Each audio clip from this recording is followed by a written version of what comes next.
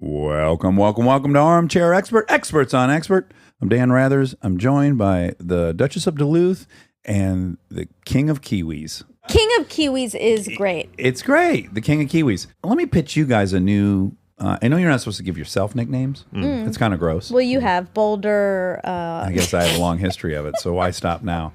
Howard Stern named himself the King of all media. Oh, he named himself that? Oh, that's been a thing for 30 years. He's the king of all media. And there was a period where it was kind of a joke, but then he really did end up being the king of all media, so it kind of also self-fulfilling prophecy. So I was thinking, what can I call myself the king of? Because it's such a exciting title, as you just found out, King of Kiwis.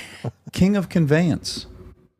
I think it works. It's got a ring to it. King of Conveyance. So if you want to go somewhere in a boat, okay. I'm your guy, a motorcycle, a car, any kind of conveyance. I'm the king of conveyance. I like that because that's also a expensive word. Conveyance? And sure. You have a good vocabulary. Oh, thank you. So I guess, implicit in there is he's a word file. You weren't confused by conveyance. No, a little. For a second, it's fun being conveyed by you. Oh, thank you. Thank you, David. Scary and fun. That nice, sweet it wakes mix. you up.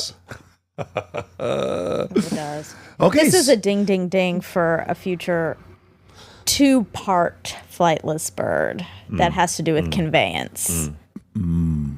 Let's finish this chewy bagel. Montreal. So chewy. You have to say that's the operative word in describing these bagels. Have you had them, David? I think I've had it, haven't I, Rob? Yeah, I think you've had it once. Had it once, yeah. I don't mean to make a bit out of your situation, but would you say you have bagel blindness? Like, do you know you're eating the same bagel? A bagel's a bagel to me. So you do? I've got they bagel all look blindness. the same. It's it depends about the filling, but a bagel, it's basically a bagel. A fresh bagel tastes like a fresh bagel. Right. Or bagel, as my friend in New Zealand said it for a really long time without knowing it was wrong. So I say it wrong, and people give me heat for it. And I really am saying it how I once imitated our friend Jonathan Yackley. But then it just was permanently stuck in there, and I can't say it bagel. Bagel. I like it. It's fine. I don't know why people get upset when other people mispronounce words, because it's like, aren't you bored with the pronunciation that you've been hearing? Mix it up. Yeah. But maybe they feel like they just want to correct you. Like, I have to correct David when he says maths. Well, it's controversial. Is that a defendable position for you? Like, can you say there's plural of math? What I found out, and I backed down very quickly from this, but apparently the rest of the world is all math. Maths. No, math. No, it's maths. Everywhere but America is maths. Oh! Wait, Everywhere. is it really? Yeah, I'm actually doing an episode just called Math. No. And it's about math and maths and the metric system. Oh, that's and the math trick great. system. Yeah. Wait. That can't be true. No, it's maths pretty much everywhere except for America and maybe 2 other countries. Canada. I'm not lying. It's a Okay. Yeah, people came to your defense. They did? yeah. Well, people got angry. I backed down too quickly. I didn't defend myself. How many? That's the problem with David. You think you've bested him in an argument. I send the New Zealanders too comfrey. Your response was you were just illiterate. Yeah, well, I just assumed I was wrong. I said there was a New Zealand thing. You said there was just a you thing. I panicked. So I mean, I think you also called him out. He says it wrong a lot. It happened. It happened on that one episode. And then the next episode, he did it again. And you called him out again. Yeah. So I stick by. If he's in America, he has to say math. Can I ask you quickly? And it is wrong in America to say math. Please. Do you even have competitive debate in New Zealand high schools? I was on a debate team. How did that look? Once. You're right. Good point. I hadn't looked at it from that angle. It's over in about 20 seconds. Yeah, absolutely. Everyone soft boils an egg and moves on. Okay, so we're not here to talk about the way you say math or maths or how quickly you concede to a counterpoint. What? Can I just double down that it's math? You have to say math in America. Sure. I mean, again, it goes back to what I think. I love it that he says maths. It's so stupid and weird and jarring, and it's so exciting and novel and unique that I love it. I love that you, there's about 20 words I love that you, known. Yeah, I like that. It's 7 syllables the way you say known. I like to add some syllables. I like to add some S's. Yes. Keep at it, Cindy. Thank you. Don't listen to her. Hey, Hey. you're not supposed to throw your wife under the bus to I'm- protect your child. I'm not doing that, and I want you to keep riding him like a rented mule. Like, this is what I want for you both just of you. want discord. I want content. Today, we have a very pleasing person, also from another area of the world, William MacAskill, That's right. by way of Scotland. We should have asked him about math versus maths. Now we have should've. to ask every single person who comes in who's foreign. Well, he's a professor at Oxford, so he could have probably tapped someone on the shoulder that was passing behind him and got an Oxford English dictionary. Ding, ding, ding. Yes, William is a philosopher and an ethicist, and he is a professor at University of Oxford. There was a period where he was the youngest professor in the country, in the world, in his neighborhood, somewhere. He is a very, very young professor of philosophy. Wonderkind, big time. He has got a great book called Doing Good Better, but he has a new book out, and that's what we're here to talk about today, called What We Owe the Future. And I'm going to tell you, I don't want to spoil anything, but we got bested in this motherfucker. Well, we got robbed. We got robbed, we got bested, and Rob really took it on the chin. He got ensnared in something that he had no business in. Barely. I like it. Ride him. We'll see. Whip, whip, whip. We'll see. Yeah, my. Hi-ya.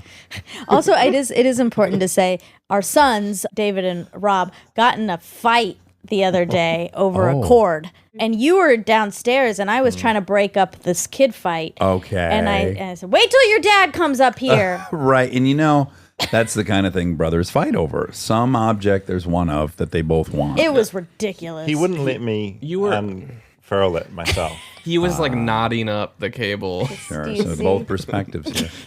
Okay, please enjoy William MacAskill. He's an armchair expert. He's an armchair expert. He's an armchair expert. What brand shirt is that? What's the theme here? What is that? It is. It's gorgeous. Thoreau, Justin Thoreau. Jessica Thoreau. James Purse. Jim Percy. No, it's Thoreau, and so are these pants. Oh my God. And my hair. Oh my God, Thoreau did your hair. Yeah. You know how you can tell? Wow. They do this seam that goes down the back of their shirt. Sure, I see it. I see it. Do you see it, Will? I'm not sure what we're looking at. I'm learning as you are, real time. This is the signature seam of the designer of shirt she wears. Okay. If you were an archaeologist who was trying to date some pottery, That's right? We right. would look at like different moche designs. We could tell what year it is. So that's a good clue for us if we ever find this in a dig. Okay, well, let's just hope there's no volcano that preserves you for all time. It's a very hard seam to perfect. So, you know. Okay. Yeah. You're married, right? Do I call you William or do you go by Bill? Will is good. I was married, but no longer. Oh no! Sorry to hear that. I have a partner. I'm very happy and still good friends with my ex-wife. That's Okay, wonderful. good. We like That's that. wonderful. It's a good story. There's the last thing you want to talk about, but didn't you take her last name? Yeah, we both took her grandmother's maiden name. It did mean that I kind of just took her name and then we separated. And at that time, I'd published Doing Good Better. Well, I was going to say you're kind of painted into a corner because now you're known professionally with this name. So then she changed her name again. Oh, she Okay. did. This is her fourth last name now. This is what women deal with all the time. This is interesting. You Yes. never hear it from this perspective. My mother had this same setup where she had taken my second stepdad's name, had built kind of a little career, and then had it for all this time and had to get out of it. You know, had to declare at some point, but she weirdly declared it when she married her fourth husband. Instead of taking his name, she grabbed her old maiden name Oh, back. she was like, I learned my lesson here. Stick with what you were given, yeah. As they say here in the States, Will, if it ain't broke, don't fix it. Well, I'm pretty happy I came out MacAskill. It's a good one. Yeah. You and Monica are the exact same age. Oh, no way. That makes Not me... exact. But to the date, You're 4 months older, 5 months older. Okay, August 24th. When's yours? March 24th, Oh! Yeah, 24. That's exciting. It's really fun. And you're 35. 35 exactly. Oh, you've done a lot more than me. And we're both a little older than you, Dax. Is that right? Daddy's 47 years old. Still Yeah. with the original last name I was given. I'm from a bygone era. Like, I'll be saying references you guys don't even get. Not only that, Monica, you already felt shitty about yourself, as you did. should. Yep. Because he's a professor at Oxford. I don't know how many books you've written. There's certainly 2. I know of your other book. This is my third, yeah, actually. Third Thrice book. times published Jesus. in the novel form. That'll make you feel shitty. But is it true? I think I learned this on Tim Ferriss. Were you the youngest philosophy professor ever? When I got appointed, I was the youngest associate professor of philosophy in the world. Oh. Well, I'm the youngest girl to True. co-host Armchair Expert, so Which is much cooler than being a philosophy professor, I can tell you. Well, it depends, right? We all want to be what we're not. So she'd love to be a world-renowned intellectual. Like, that would be a great bit of status. Well, really, what I want to be is a supermodel. You could be both. But I can't be either, unfortunately. I believe in you. You're just going to have a little bit of faith. Okay, maybe second life. Have you tried modeling in a country with a mean height average dramatically lower than the U.S.? You might just be trying in the wrong country. That's true. That's true. That's true. I don't want to get into any racial profiling, but clearly there's countries where you would seem at least average height or above. Definitely. But I still think the supermodels there, this is great for the fact check, are very tall. Yep. That might transcend culture. Do you Yep. think that's possible, Will? I guess I don't know the ins and outs of the modeling industry well enough to be able to advise, but I think if you put your mind to it.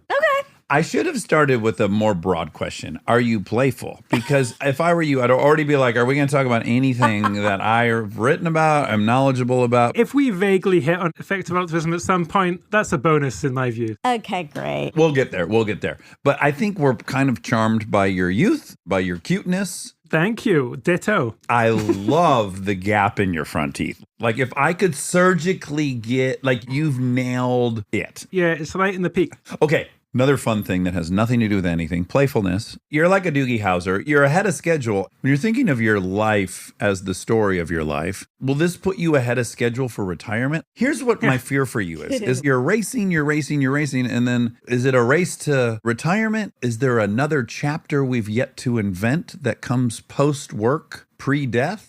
I don't really know. Maybe I just switched career. So in the course of writing this book, a number of people were like, oh, maybe you should write sci-fi. I would kind of enjoy that. There you go. Maybe that can be a threat to all of the effective altruism colleagues that I have. If they're ever too annoying, I'll abandon all this stuff. It's great to have some leverage. A viable threat is good. Okay. This is going to be fun for us because I got to say, even when I was thinking of how I feel about this topic, I feel a little bit like Nietzsche, which I don't want to feel like Nietzsche. I'm not a Nietzschean or whatever a Nietzschean is. Are you an Ubermensch? Oh, Was that the name of his, like a devotee of his? Someone that believed in nihilism? That was the Superman, the person who kind of transcends ordinary morality and truly changes the world. Oh, I think it's like Dax Shepard, Napoleon, maybe Jesus. Oh, God. We're already there. I'm just flattered you learned my whole name. Honestly, I had a little peak of pride when you knew my whole name. I'm not even kidding. That's the good thing about you. Always find the good. I do. I find the brown lining and the silver lining. Let's give you an accolade before we start dancing. Our hero, Bill Gates, we're Gateians, whatever that is. Gatians. Yeah. He called you a data nerd after my own heart. I think it's the only time in his life he's ever used the word heart. I know. Oh, my God. But he has to combine it with data. Yeah. The only way he feels safe. What a high compliment. Oh, my, I'm so jealous. Now, let's talk about your previous work a little bit. I think we should touch in on doing good better because I do think it sets the table for your newest book, What We Owe the Future. So I watched your TED Talk. It has this simple question of like, how do we make the world better? That's exactly right. But then how do we make it better in as effective a way as possible? So we have limited time, limited money. How can we use that time and money to do as much good as we can? And what I like about that book is that you had to break some eggs along the way. I love counterintuitive things. That's why I love reading Malcolm Gladwell. Oh, you thought this is how it worked? It's the opposite. So you break some hearts. Let's just talk about fair trade for 1 second. That was a heartbreaker, I imagine, for the many people fighting hard for fair trade. There's just this general fact that many, many ways of trying to do good from people with like best of intentions, wonderful people, just are not particularly effective. Some can do harm, but I think the most often thing is just that you fail to get most of the potential. And so with fair trade, I mean, I think in general, ethical consumption just doesn't do very much compared to targeted donations to the most impactful nonprofits. And then in the particular case of fair trade, it's not really obvious to me that you're doing more good by buying fair trade coffee from a middle income country than non-fair trade coffee from a very poor country. It's tough to get the standards. And so that means in general, we're taking purchases away from like the poorest countries and more to kind of middle income countries where they could hit those standards. You set up a little framework for your theory, and one is you look at the 3 things that should guide the decisions on what you're going to expend your resources on. And you think of addressing the most pressing issues. They got to be big, they got to be solvable, and ideally they've been neglected for reasons we can get into. But just right out of the gates, if you're going for total, to your point, you're better off elevating the health and income of the poorest countries first before maybe we address the middle income countries. Absolutely. So if you're trying to improve the lives of other people, the most obvious thing is to focus on the very poorest people. We don't appreciate just how extreme global inequality is. We're 100 times richer than the poorest people. And even between middle income and very low income people, that's a factor of 10 or so. Money goes further, the less you have of it. And so the kind of impact you have by helping the very poorest people, that can be like tens, hundreds of times as much as the impact by helping people who are richer. Can you explain really what fair trade is? Like, I'm like, I know what that is. And then when I'm really thinking, I don't. If you had to explain it If to I had to someone explain else. it, I could not explain it. Yeah, fair trade, it's just like a stamp of approval or certification system. For some goods, if the production of those goods meets certain criteria, certain like working conditions, for example, or certain levels of pay for the people who work in that organization. But the idea is if the companies kind of meet those conditions, then the product gets a fair trade stamp of approval. It's like being certified organic. Yeah, exactly. And then another one that's counterintuitive would be boycotting sweatshops. We're not supposed to do that? Bad news. Oh, no. We'll take it away. You're just homing missile on the most controversial bits of the book. You've already probably picked this up, but I am cynical and I'm not a good person like you. And so, yes, you'll see a pattern emerge, but you'll have fun defeating me because you're smarter and more educated. I'm also an optimist as well, and I should say most of the work is about all the good things we can do, not about errors we make. But sweatshops, we completely agree that working conditions in sweatshops in poor countries are just absolutely like awful. They're terrible. But the key question is, what's the counterfactual? What would the person be otherwise doing? And the answer could be like unemployment, which is much worse, backbreaking farm labor, perhaps even worse paid, prostitution, picking from garbage heaps. These things are even worse. When you kind of survey workers, they're like excited to work in what we call sweatshops. And the issue is just that we're not taking seriously the sheer scale of extreme poverty, like just how bad that is, such that sweatshop jobs are comparatively good.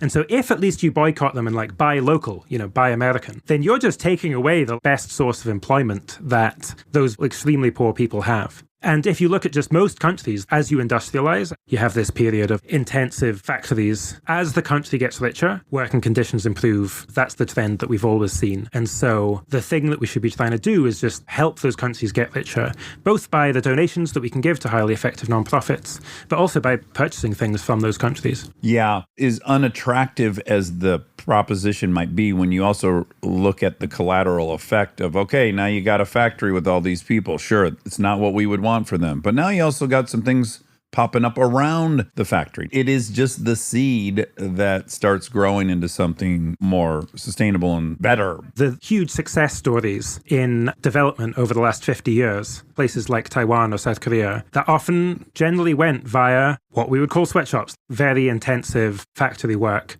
Then you go through the kind of manufacturing phase of development and instead are producing kind of services. And my hope is that the poorest countries in sub-Saharan Africa have a similar revolution in living standards. You can actually chart all these countries currently somewhere on that path. You've got Vietnam that's midway through that process. China seems to be on the upper echelon of that process. It's all happened in front of us. Yeah, I mean, if you just look at China, that's 600 million people who've been lifted out of poverty. And that's as a result of market liberalization that allowed goods to be made in China for many decades. And now they're moving to having things that are more like a service economy. What about places like India where there's such a differential between the rich and the poor that I feel like as the country gets richer, I'm not sure how much it's actually helping the poor people. It's kind of like rich get rich, poor kind of stay. In these cases, what you tend to find is that inequality increases within the country, but the poorest people are also better off. So that's happening in India, in China, Brazil. Yeah, that's one of the very confusing aspects of our income inequality in this country. on the surface, the gap has gotten wider and wider. And at the same time, the generalized standard of living has also improved for the poorest of the poor. So it's like a confusing bit of analysis.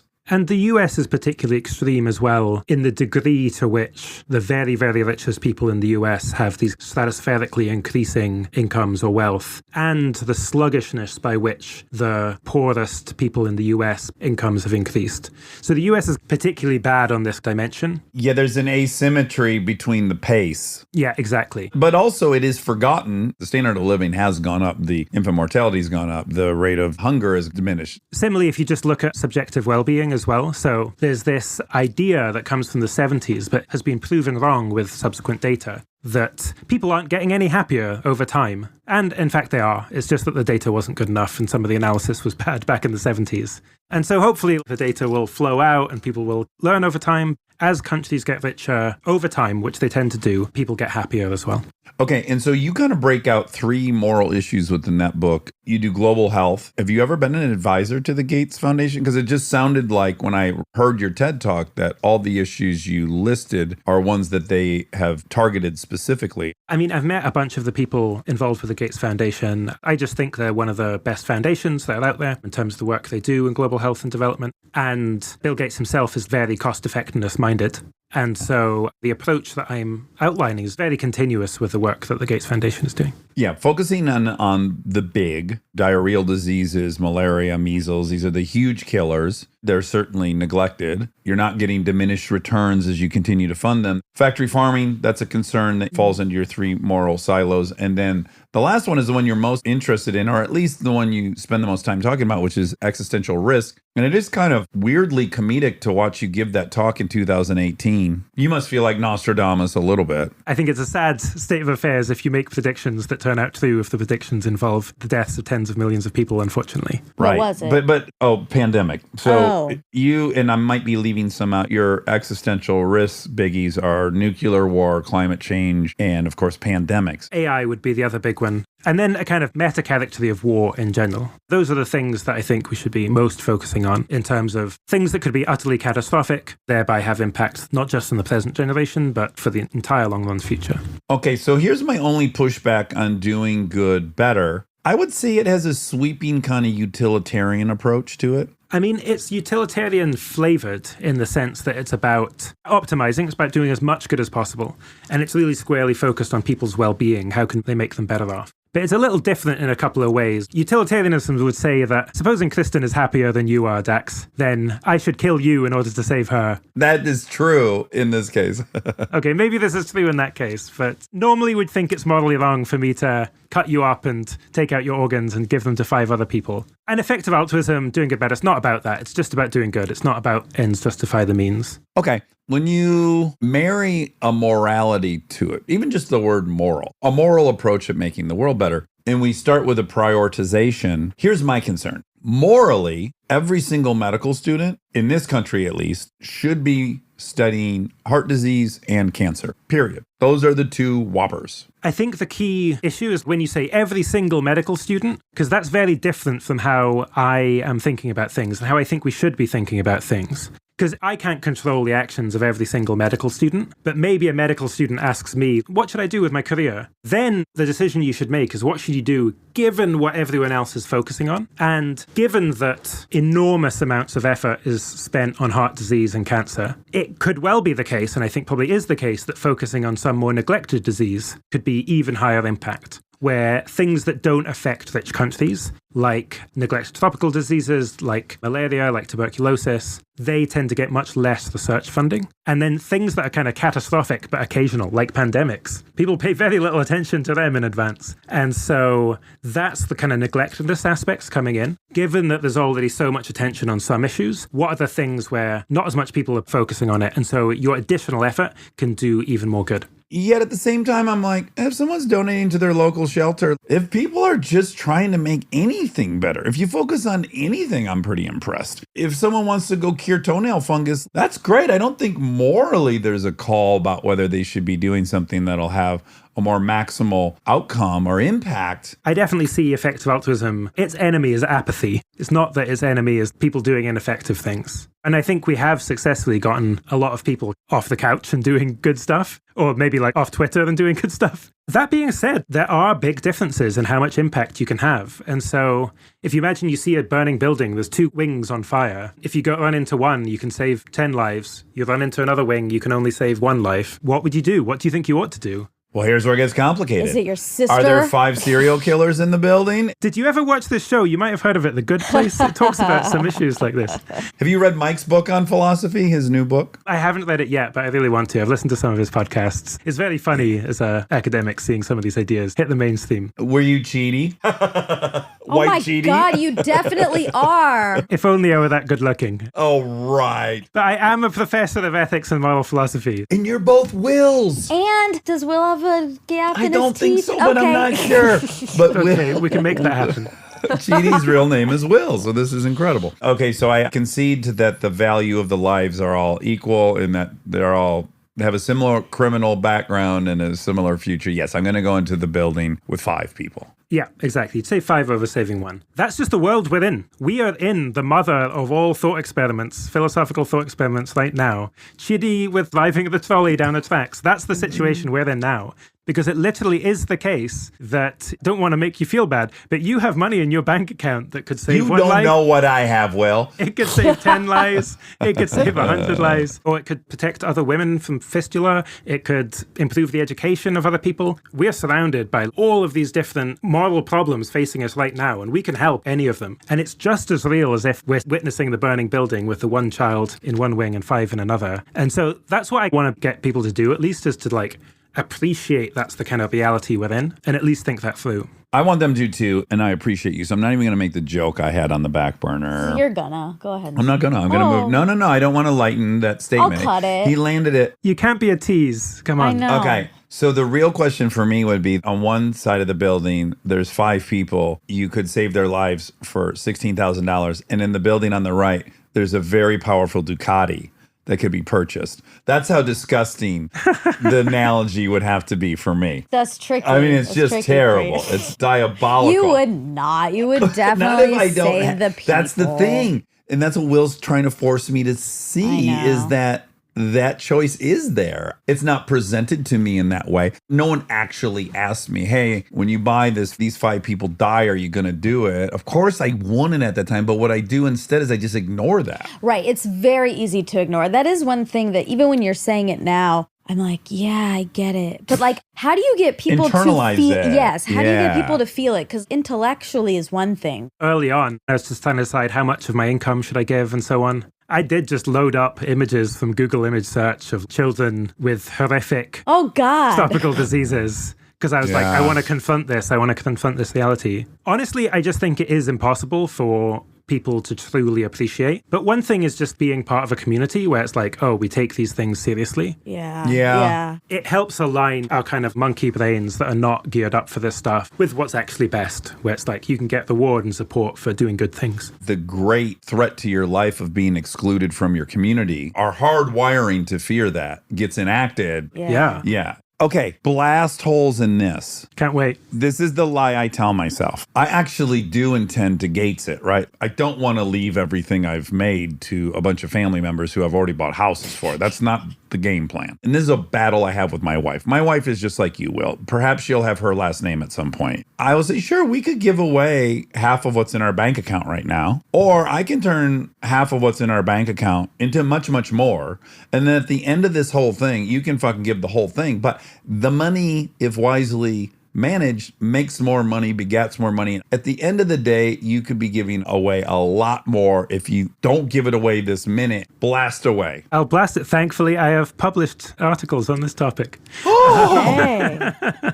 You're going to be citing actual papers in this rebuttal. I come prepared. One big thing is just a very practical thing. Will you actually give it if you're trying to do so in 30 years? You should have a bit of self-skepticism at least. Well, we could agree on this. I'm 5 years older than my wife. I'm not nearly as healthy. I'm going to be dead long before she is. She is going to be in charge of where the money goes. There's no question. Well, either way, this is going to be many decades in the future. But here's the bigger concern. The best opportunities for doing good, I think, are going to get used up over time, at least if you're focused on the kind of global health and well-being. Because the overall arch is it does improve, and then it's more costly to improve beyond the improvement. Exactly. So the proportion of people in the world living in extreme poverty is decreasing over time. The amount of money flowing into causes recommended by effective altruism is increasing dramatically over time. Back when I started this, it was like with a few $1,000s. Now it's like hundreds of millions of dollars per year going to these causes. What a stud.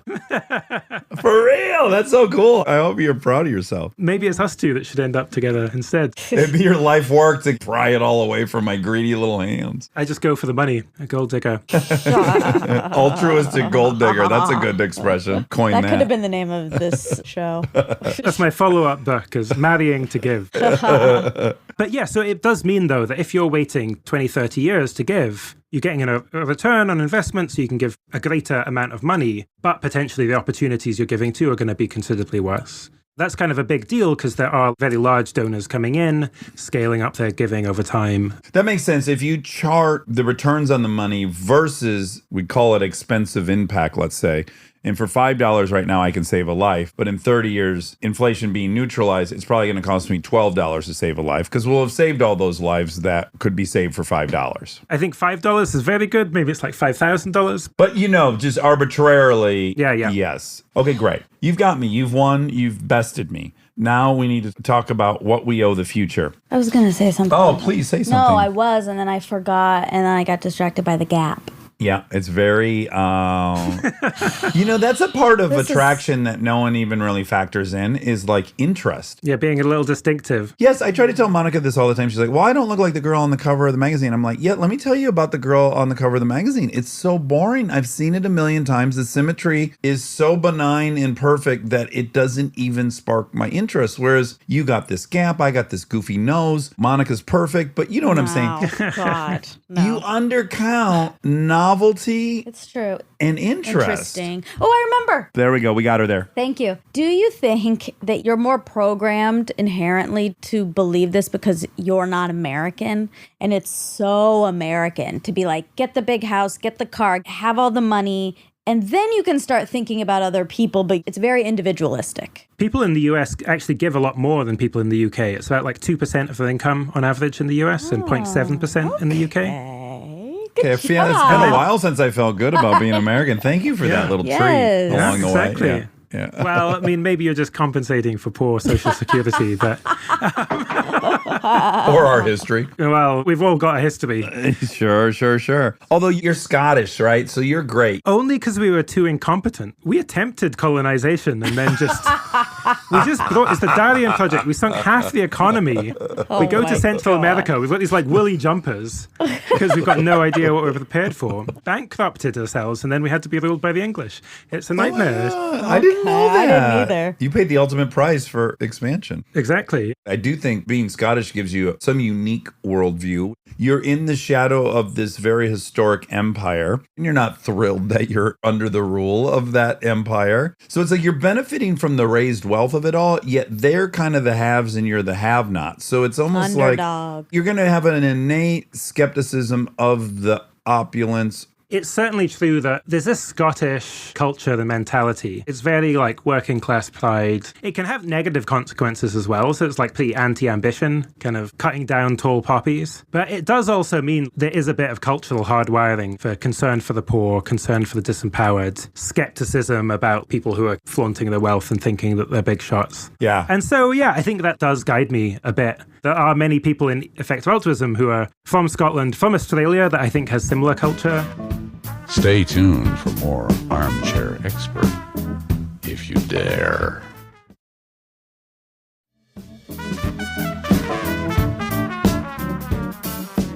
Okay, so what we owe the future. Now, chapter 1, and it's the topic of your New York Times piece that came out today. Thanks for noticing that. Yes, another feather in your cap. Longertism. Am I saying that? Longertism? Longerism. No, there's a T in there. Long-termism. Long-termism, yeah. I kind of wanted you to keep saying it, though. It's fun to watch people like try to get a ring around a bottle. People failing is amusing. Long-termism. By the way, I got a chip on my shoulder even in your TED Talk because you're projecting out about the human species. You know, we've been here for 200,000 years. There's a fun graph you put up if you chart our economic output over those 200,000 years. It doesn't exist until the Industrial Revolution, and then it's just this enormous wall. And your argument is that there should be an adjoining moral ascension, which I think is great. But even when you're talking about, okay, the average lifespan of a mammal on planet Earth, we're only the equivalent of like 10 years old in that projected outcome. And you say, you know, not only should we be here for X amount of more years, but then you factor in our competency and our intelligence, and really you're looking at extending it beyond that, and then even into potentially exploring the universe and being star people. And this is what makes me sound like a nihilist or a Nietzschean. If we were observing a group of otters talking about how important it was that they preserve themselves all the way into other galaxies, I would be like, y'all aren't that important.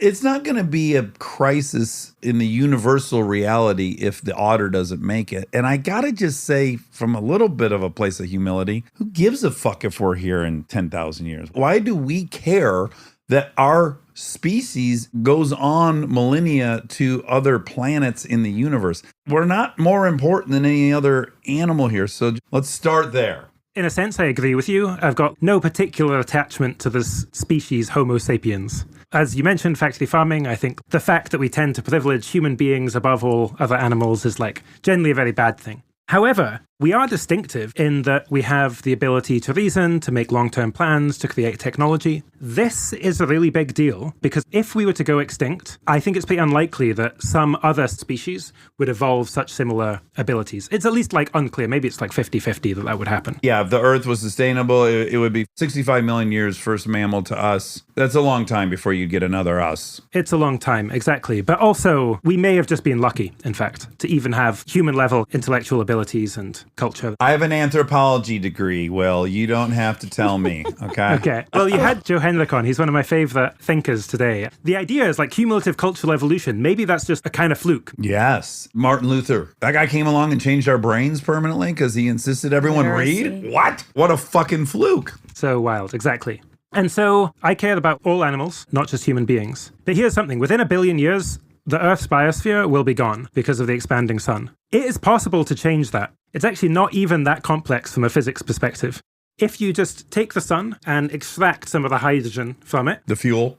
the fuel, exactly, then it burns more efficiently and cooler. And then you can like return that fuel later. That would extend the lifespan of the sun by many billions of years. And in fact, with sufficient tech, and again, there's nothing in principle why you couldn't do this, you can ferry like a small stream of brown dwarfs to further fuel the sun longer. So we could actually protect the biosphere for potentially tens of trillions of years. This is why you should be a sci-fi writer. Yeah. Brown dwarfs? I don't know why he's convinced the dwarfs will be brown, but it seems anti-racist, to be honest. For a Unless se- he's using it in like a slave labor way. Then now Maybe I could lead that charge. I think India will be in the mix for sure. How tall are you? 5 feet. I think I qualify.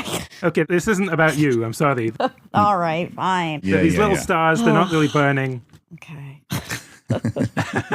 How did we get onto this again? We just ensnared you in like a racist thing. Well, it's just hard saying to the hear word brown dwarf dwarf. in reference to people and not star systems. This is the end of my career. Thank you. Yeah, Dax. hope it was a good time. Glad it went out with a bang. I just have to speak for the layman's, and I know that when they hear brown dwarfs, they're like, wait, what? What am I, what? So I had to call it out. Yeah, stars. Just take small stars that aren't really burning, feed them into the sun. But this means that, yeah, we could keep the biosphere going. We could keep life on Earth, not just human life, going for hundreds of times as long otherwise. So in the long run, if we care about the biosphere, it's only humans. Otters aren't able to do that. Okay, here's where you got me with long-termism. So I was like, you're just an arrogant human that thinks it's so important that we sustain our existence. But you got me, as philosophers often do, with all these hypothetical moral quandaries. So the example you give, you're hiking, you have a glass bottle. Monica, you see a deer. You're shocked by it. Now, he didn't go into nearly as fun detail as I'm doing. He just throws it out there. Did I pee But my pants? You pee your pants. Okay.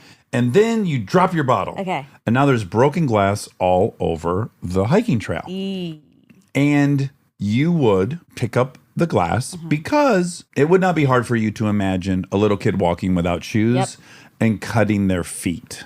Here's the crux, you clever motherfucker. He says, I care about the feet of a kid, so I'm going to clean it up. And I care about a kid if it's today or next week. And I guess I care in 100 years if the kid's feet get cut because I dropped it and broke the glass. Yeah. And when I looked at it that way, I was like, fuck, yes. I don't give a fuck about man in 10,000 years. Fuck those people. But you care about what if they you've get cut done. on my glass, Oh, that's good. I don't like it. Appealing to people's guilt. Yeah, it's cheap shot, it's clever, and it kind of worked for me. That's a big win. It's a good jumping off point. Changing your mind is something to be celebrated. If you've had Adam Grant on, 3 or 4 times, yeah. He's changed my mind enough, I just want to say. That's enough with Adam changing my mind. Like, he's used his 3 lives, and then that's enough. No. okay, good. Well, you can pass the baton on to me, and now I'm convincing you.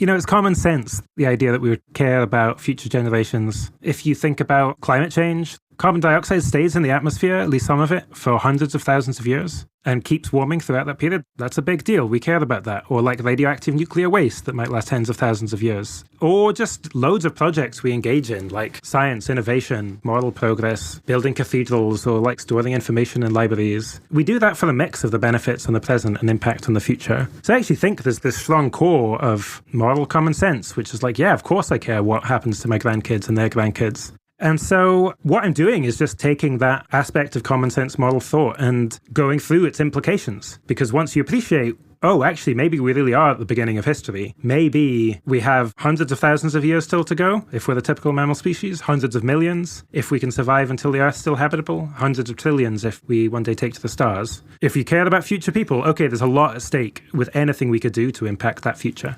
Right, so largely we're all pretty myopic in whatever daily struggle we have. If you have kids, they're taking up 40% of your bandwidth right out of the gates. Tell us how people can shape the course of history or how they're involved in it. I think it's easy to feel like maybe states are shaping history or institutions are shaping history. Obviously, this little ant can't possibly be shaping history. So states and institutions are obviously enormously impactful. It's worth bearing in mind that they consist of collections of people. And so ultimately, what's actually making decisions are individuals. And you can contribute. So we talked about giving earlier. Absolutely anyone can take a fraction of their income, donate it to highly effective organizations that are working on these problems, such as preventing the next pandemic, or such as helping control the development of artificial intelligence or reduce a nuclear war. We can do those things just by donating some of our money to organizations helping in the cause. And this is a way that anyone can get involved. In effect, right at the front lines, you are doing it via your money rather than like working on it directly, but that doesn't change the impact that you're having. Okay, so I think a lot of us suffer, me more than others, from a pretty healthy cynicism of most organizations. I think one of the biggest barriers to getting people to give, especially people like me, is a bad history with a lot of organizations. And no one has time to vet an organization. Like, you'll go to their webpage, it'll be flowery. Beyond that, you're like, I don't know, now a Yelp review is a disgruntled person, I don't trust them. Like, how does one even begin to evaluate who would be impactful to donate to? For most people, it's just not worth your time to like try and do it yourself. It would be kind of like, how should I invest all of my money, rather than getting any sort of outside advice or using an index fund. Instead, you can rely on experts. And so we've created a set of funds, the Effective Altruism Funds, or you can look at givingwhatwecan.org, which is where you can also pledge to give some of your income. And then you're kind of giving the money into a fund that then distributes it to whatever organizations people are thinking, okay, these are really the most impactful ones, the work they're doing makes a lot of sense, and they really need more funding. And that way you can kind of guarantee that the money is being channeled to somewhere that is extremely high impact. And this isn't a challenge. I'm just curious, why would one trust you? Ultimately, you've got to assess that on its own merits. I mean, one thing is that there are just very few people really trying to do this ultra-rigorous, in-depth research. But then you can look, our history is via work in global health and development. And so you can look at GiveWell for the recommendations that are made there. And then kind of through the effective altruism community and some of the foundations we work with, such as Open Philanthropy or Future Fund, which I advise, you can see write-ups of some of the things that have been funded. So you can at least see the kind of reasoning and the transparency and understand some of the organizations that are receiving funds. And then ultimately, I guess, make up your own mind. Maybe you then think, oh no, these guys are full of shit and I don't trust them either. But my bet is that you wouldn't think that. Say both of the websites again. Givingwhatwecan.org. Givingwhatwecan.org. Exactly. An organization I helped to set up, encouraging people to give at least 10% of their income. It also has funds that you can donate to that then distribute the money to the most effective places. You can also look at effective altruism funds and the broader effective altruism community for more information and recommendations too. Okay, can we do what we would say here, Reader's Digest, kind of cursory look at the trajectory of changes? Yeah, there are two ways that we can impact the long-term future. One is by safeguarding civilization, just ensuring we survive at all. That's reducing the chance of extinction from pandemic or all-out nuclear war or something. And, maybe you'll object to that. You're like, who cares about these humans anyway, like you were saying? I think we should, but there's another way of impacting the long term, which I call trajectories changes, which is making the future better even in those worlds where we survive a long time. The key thing there is improving society's values. I think we've made moral progress over time, but I'm very worried that that might stall at some point. That we've reached a stagnation in moral progress? Exactly. To take a kind of vivid example of this, imagine if the Nazis had won World War II, a little bit of counterfactual history, and let's say they'd gotten very powerful indeed. So they had succeeded in their aims of global domination and instituting what they called a 1,000-year empire. Would we expect much moral change and progression? And I think probably not. They had a totalitarian state. They had a very fixed ideology. They wanted that to stay. And that would have been terrible. We would have lost out on enormous amount of our potential because the world would have been guided by fascist ideology rather than something more liberal and egalitarian. And I'm worried that something similar could happen in the future. So if you look at history, over and over again, you see ideologies get power and then try to lock themselves in and entrench themselves. The people leading those ideologies, they try to eradicate the competition. They try to effectively kind of brainwash people into subscribing to their moral view and then persisting with that. In a sense, I think it's just somewhat lucky that that's not happened to the world already. But I actually think there's a significant risk that it's only a matter of time. And I think some things that could happen, like the result of a third world war, formation of a world government, the first space settlement, or the development of artificial intelligence that is as powerful or even more powerful than human intelligence, those things could precipitate a moment of what I call value lock-in, where single set of values just determine how the whole future goes. And if those values are bad, then that could be an utter catastrophe. All right, so we would all get the impact of a nuclear holocaust. That doesn't need any explaining. A world war, we can see how that would end up in one world victor. Why does one world government, how does that materialize? A most natural thing is after the outbreak of some third world war. But I think the thing I worry most about is that there's some technological development that enables a small group, like a single country, maybe even less than that, could be a company, to get enormous amounts of power, more power than the rest of the world combined, such that it can then essentially take over and implement its regime. This is what you've seen in the past with conquest and then formation of larger empires. It's what we could see in the future. To ground it in a present day example, neither of us are going to accuse this company of this, but is Facebook a candidate for that? You have something that's transcending all national borders. It's got a common code. Minimally, we're all internalizing some shared culture that was determined by some white dudes that are young in a room. I don't think I'd pick out Facebook in particular, but in general, large companies are getting very big. They often have revenues larger than many countries. Apple might be a better example. Or Amazon. I mean, Amazon, Google, I think all of these big ones. The idea that the most important actors in the future could be companies rather than countries might seem really wild, but the very idea of a nation state is not that old. City-states used to be how it was, and before then it was like hunter-gatherer bands. New forms of organization are things that we should be taking very seriously as possibilities when we're expanding our horizons a little bit. But really the key thing for any of these is just if a small group suddenly gets enormous amounts of power, which I think would be possible in particular via artificial intelligence, there's this kind of key moment where once we develop AI that is able to design better AI, so it's able to do machine learning and chip fabrication and so on, then it seems like we should get much faster rates of growth in technological progress. It should be exponential once the smarter beings take over and create smarter beings. Faster than exponential, in fact. Oh, ooh. We're exponential at the moment, but it would go super exponential. And it could be the case that you get extremely rapid tech progress. Imagine like centuries worth of technological progress happening within years. And that could be very bad. I mean, look at what happened when Western European countries developed industry. What did they do? They used that power to kind of conquer most of the globe. In the same way, if the future technological advances, such as via AI, that give enormous amounts of power to relatively small groups, that could also be used for kind of conquest or domination, and then subsequently entrenchment of bad values. And that's something I think we should be worried about. So, hypothetical, Google, very well-intentioned. Facebook, very well-intentioned. YouTube, seemingly well-intentioned. No one really truly understood the algorithm that keeps your interest. They didn't realize that the way it would naturally keep your interest is bringing you further, and further into the extreme and the fundamental and the right and left wing. Somehow, with all of our genius, that was unforeseeable. So first, by acknowledging that the outcomes are highly unimaginable. We've seen it already with much weaker AI. Yeah, some of the worries I have about AI are continuous with what is happening now. So one thing you point to there is just, these are like the algorithms getting more power, and that doesn't guarantee that we end up getting what we want. And one of the worries is that as AI becomes more and more powerful, much smarter than us, and we're just like offloading more and more of societal decision-making onto these AI systems, then we just lose control. And then a future is guided by values and goals that are utterly alien to us. Well, also values and goals can evolve. We had a great mathematician on that just reminded people that an algorithm doesn't discover the truth. We kind of have that notion that it can discover the truth better than we can and more rapidly.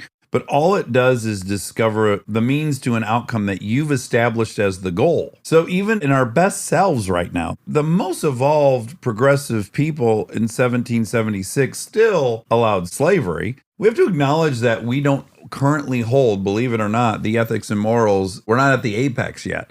So we would set goals wrongly that would be executed perfectly, and then the machine itself would be too big for us to adjust or reset the goals, right? Yeah, I think you're completely right. Just 200 years ago, most people around the world, in fact, were very comfortable with the institution of slavery. And so what's the kind of best model view going to be like? The sort of one that we would converge on after a long period of careful reflection and debate and so on. Maybe that's as alien to us today, or as weird to us today, as quantum mechanics is to Aristotle. Could totally be the case. But there's a worrying human tendency, I think, to say, hey, I figured it out. I know the best thing, and I'm going to make it happen. And that's National Socialism, or Stalinist communism, or Mao's Cultural Revolution. That's a very dangerous tendency, I think.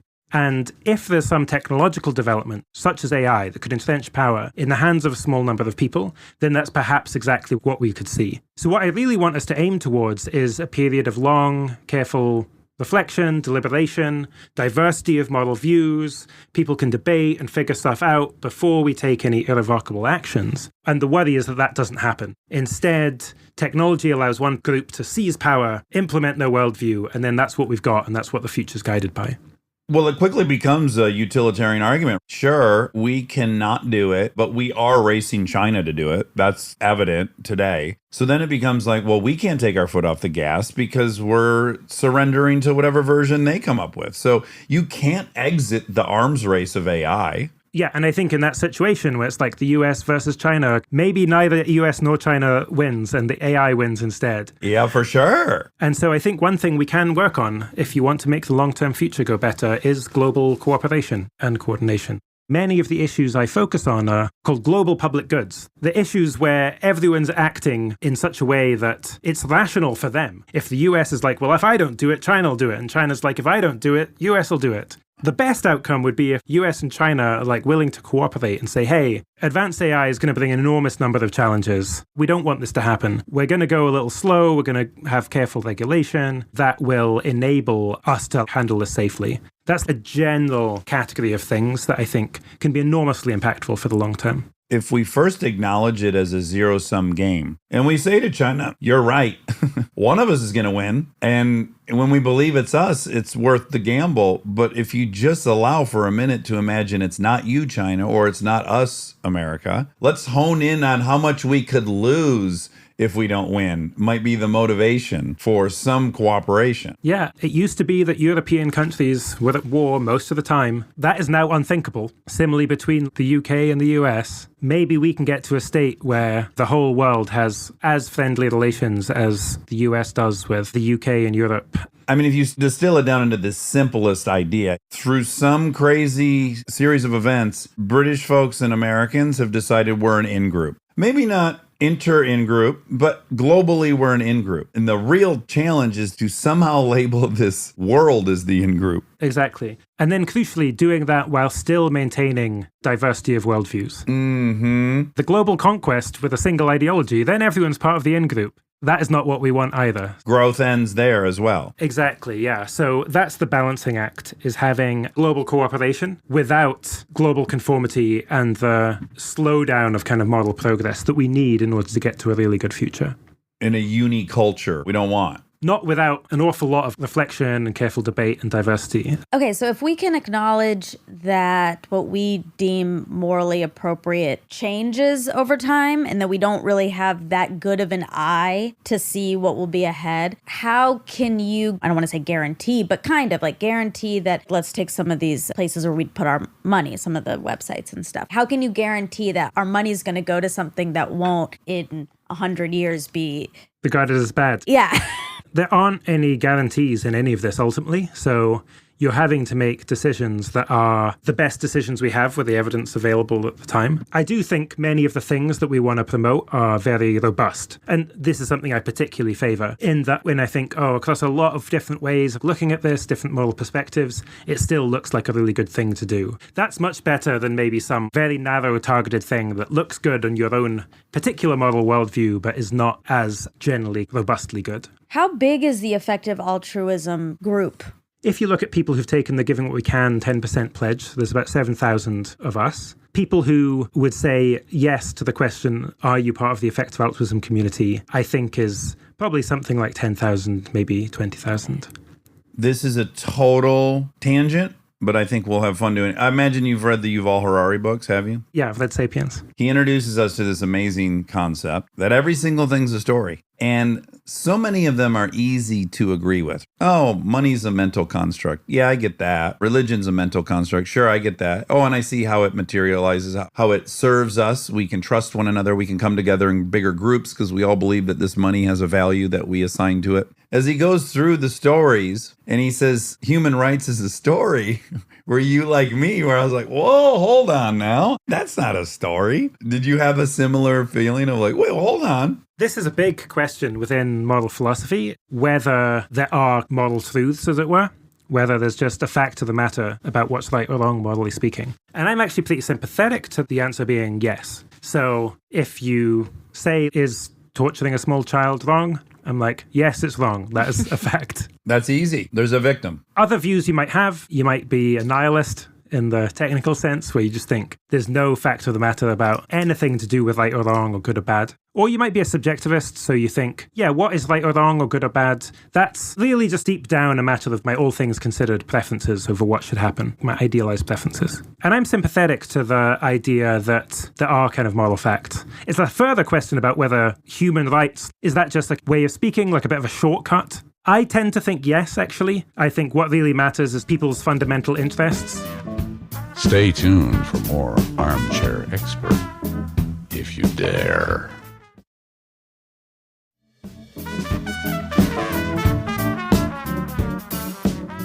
I think human rights as a story, it is ever changing and evolving. So it's like first human right might be not to get tortured. Once we've conquered that, some of us are starving, others aren't. We throw starvation on the list. This is basically what you're arguing for impact. It'll be always an evolving story of human rights as more and more are addressed. First and foremost, you shouldn't be subject to a genocide. Okay, yeah, we agree on that. And it's going to evolve. It's going to continue, ideally, to incorporate everyone having the most amount of everything that's good. Yeah, and that's ultimately the view that I come down on. What I want is just I look at every individual and I think what's best for you, what do you ideally want for yourself, and I want to give you that as much as possible. maybe those wants coincide with a list of things that appear on the list of human rights, but maybe not. Like maybe you just really care about having sex and eating ice cream, and those don't appear on the list of human rights. If that's more important to you than the right to clean water or the right to free assembly or something, then I'm like, it's entirely up to you. It's about what's good or bad for you, rather than this abstract, here's the list of most important things for human beings.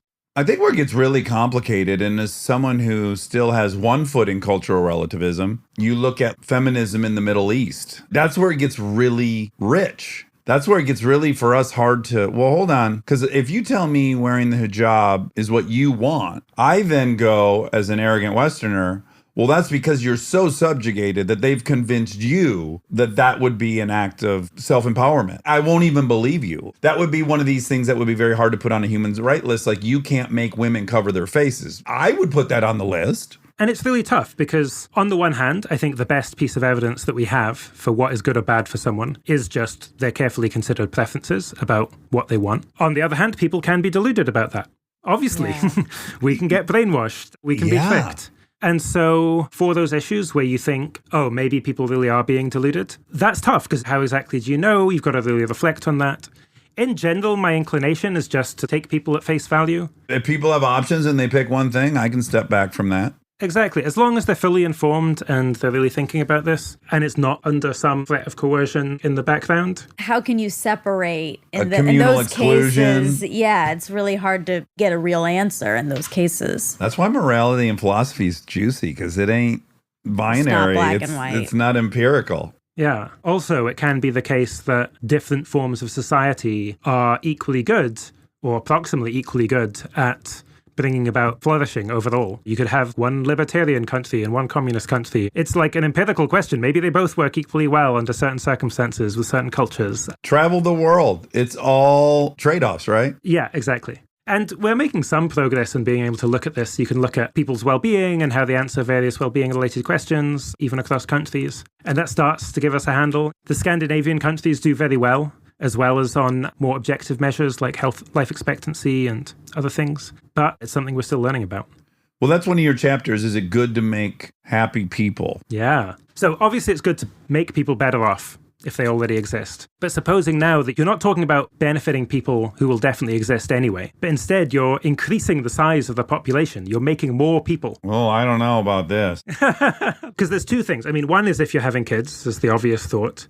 But the bigger factor is on this question of extinction, where if civilization came to an end, that would mean two things. So one is the enormous amount of suffering in the near term. But then there would be a second thing of just the loss of all the future lives that could have been born, which are enormous in number, trillions upon trillions of future people that could have existed. And the question is like, is that a moral loss? Yeah, that's where I am confused. Okay, and I argue yes. So this is the hardest part of the book for sure. But here's one thought. Supposing you could clap your hands and you would bring into existence 1 billion people and they would have lives of intense suffering, horrific torture, worst possible suffering for 10 years and then they die. Do you think you ought to do that? Or do you think it's neutral to do that? Or do you think you ought not to do that? Ought not. Yeah, no, thank you. Yeah, they're serving a pharaoh in 2660 BC. Nah, you can skip that. Okay, great. So we think that we can have reasons not to bring into existence lives that are sufficiently bad. Can I just say technically what he just did to us? He got us to agree to the null hypothesis. Okay. Okay. So I'm now going to flip it, which is just, okay, if you agree it's bad to bring into existence lives that are sufficiently bad, why is it not good to bring into existence lives that are sufficiently good? You'll never be able to guarantee that. But in this thought experiment, you can, because we could guarantee it was 10 years of suffering, and by the same token, we're going to guarantee it's 10 years of flourishing. Yeah. I guess.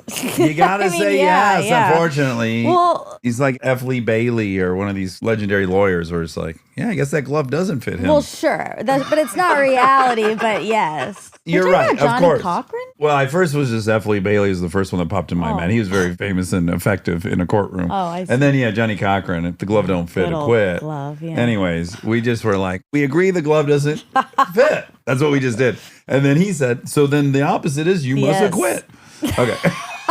I hope I'm making better arguments than Johnny Cochran did. Well, he made an impeccable You're argument. making a better argument. Is it more effective? That's up in the air. I mean, Okay. anyways, we got distracted. The conclusion I come to is like, actually, if someone will have a life that is sufficiently good, it's flourishing and happy, it is a sort of moral loss for that life not to exist. And so when we think about the extinction of the human species or the end of civilization, then the fact that all of those people to come, all of those lives would be lost, that just is a moral loss. And that gives an additional reason to care about the end of civilization or the end of humanity. Yeah. This you know, gets another way to like to dicey. even make it a little more finite, Monica, I almost would position it like it's easier for me because I have kids, right? If I imagine I have the choice to give other people this otherworldly experience of sharing a life with this little person, would I want that for other people? God, yes. But I would even say, if you don't have that experience, think of the apex moment in your life with you and Callie. No, I know, but none of this is guaranteed. I could have a kid. I can provide for a kid. I can do a lot for them.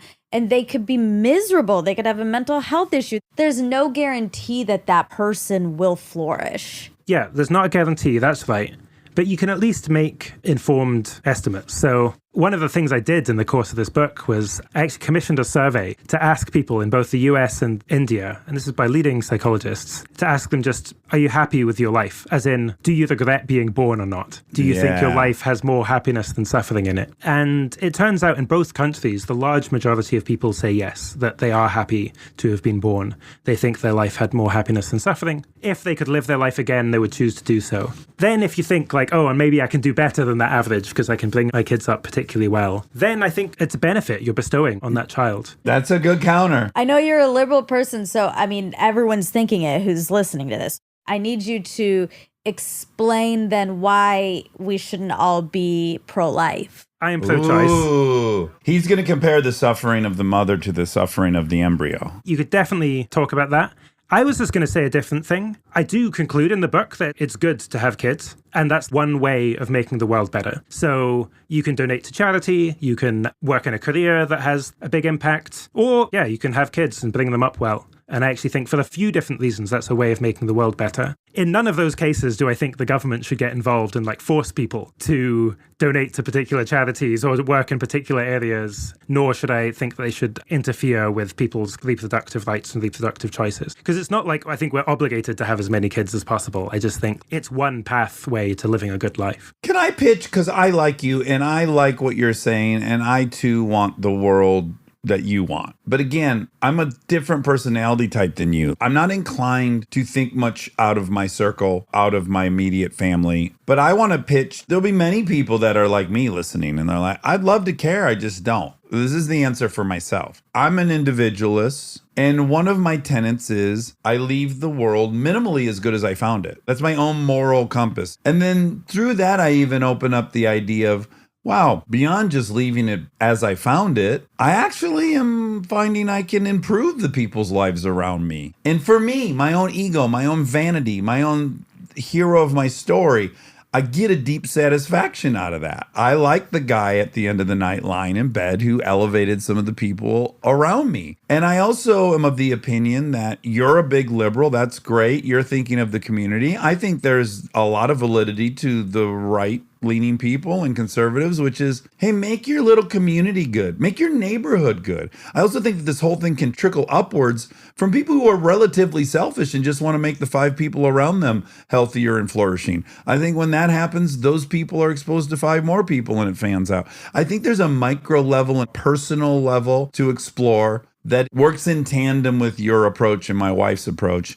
And I guess I'm appealing to the people like me in suggesting that. Look, there's 2 ways of thinking about doing good in the world. There's this kind of obligation framing, the child's drowning in front of you, you're an asshole if you don't save them. But there's also this different framing that I find very motivating, which is if you save a life, that's this amazing thing. My brother saved a woman's life from drowning when he was a teenager, and he won an award at the school. Like, my granddad was like over the moon. I haven't asked him, but I think that would be like really one of the most meaningful moments. Well, Yeah. minimally on his ledger, he also probably called some kid a dork. And that sucks. And that was on the ledger. Well, he bullied me when I was a kid. There you go. There you go. But by God, he saved that woman's life, and it probably put him in the black a little bit. But now imagine you were doing that like every week. Over and over again, you're saving these lives. You would think, wow, this is just this remarkable existence I've had. Well, we can do that all the time. Like, that is just what moral reality is. And you can live like that all the time, saving dozens of lives over the course of your life. And then when we look to these other issues, okay, now think even bigger, potentially. Think, oh, I was like one of the important people who helped win the war against the Nazis and prevent a totalitarian Nazi state from ruling over the world. Or I was one of the people that helped avoid World War III from the US and USSR. Like, imagine those things in history. Again, you would think, I've had this like amazingly important life. Well, actually, again, that is something that anyone can do. And maybe it feels more boring than the like action movie that you might be used to. Maybe Yeah. it's just cutting a check to a really impactful organization. But morally speaking, it's the same. In terms of your impact on the world, it's the same. Okay. I don't know if it's the gap in your teeth. I don't know if it's how charming you are. You're making me blush. Fuck you for this. This happens once or twice I know a year. what's coming. You do? Uh-huh. I'm not going all the way. You're not? Okay. I'm not doing 10%. Okay. When we get off, I'm going to donate $13,500, which was the exact amount I wanted to buy this new motorcycle for. Holy shit. I'm going to donate $13,500 to wayswecantchange.org. Givingwhatwecan.org. Rob's the one that'll make me do this. He's writing it down. Okay. I'm donating a Ducati instead of getting a Ducati. That's my- really nice. People you help will be thankful.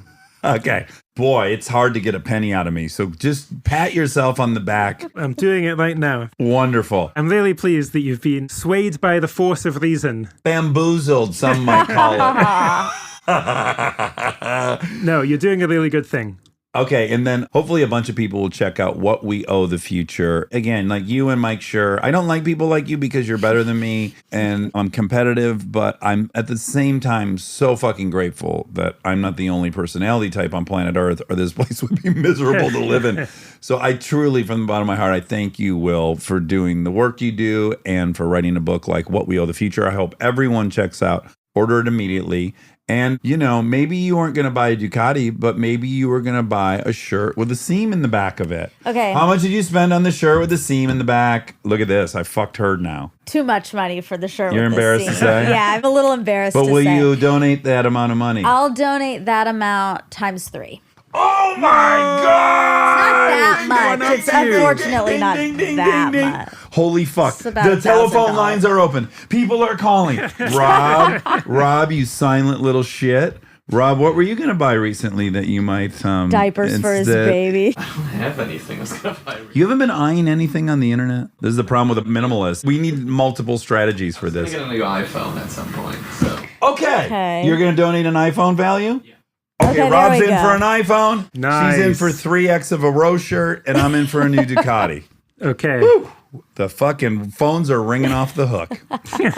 Fantastic. Well, maybe listeners can message in and say what other things they gave up and donated instead. And maybe you could shout out next time. No, we will. So listen. So when you listen to this episode, go on to Instagram and tell us what thing you didn't buy and donate it instead. It'll be very fun. And we will heart it and we will commend you for your sacrifice. I want to do something, but I can't yet. Okay. I would do 10%. I have to finish my house. Okay. So, well, she's got to, you I'm understand. in the middle of a pretty intense construction project, and I think my business manager would not be happy if I did that. Well, also, she's already tithing 10% of her income because her church has a lot of litigation for assault cases. So we've got to keep the coffers full to pay out those plaintiffs. yeah, You understand. you Will. get it. I understand. Okay, well, next time I'm on the show, I'll check in again. You'll Okay. both be donating 10%. There we go. And then we'll talk about your choice of career. Fuck you, Will. What a pleasure meeting you. Yes. I wish you a ton of luck with What We Owe the Future. I hope everyone gets it. I hope people donate whatever weird thing they were going to buy that they didn't need, like me. Yeah, that's that. Thanks so much. This has been a blast. Yeah. Absolute joy. So nice meeting you both. All right, take Bye. care. And now my favorite part of the show, the fact check with my soulmate, Monica Padman. And action. Whoa. What? These feel weird. What happened? They feel like small. Oh, It's because David was wearing them last. does he wear them in the Oh my extra God, small? his head's so small. That's not true. His head's enormous. You know, Callie's head is enormous. It is? Yeah. You can't tell visually. I know. What an optical illusion. It's a fun pop out because, like, yeah, you would never guess, but she wears a bigger helmet than Max. Oh, that's, I guess, I don't know if that's a feather in her cap or embarrassing for Max or who cares. No, I think it's who cares. Yeah, but don't you think a man wants to wear bigger shoes than his wife Yeah, but I think and bigger gloves I don't think it has and anything longer to pants? I don't think it has anything to do with Max's head so much as it has to do with Callie's head. Right, it's more common on her head. Yeah. I have the inverse of her. You'd look at me and think I have a big head, right? Visually? I don't. I have a small head. I wear a large helmet, but really I could get away with a medium helmet.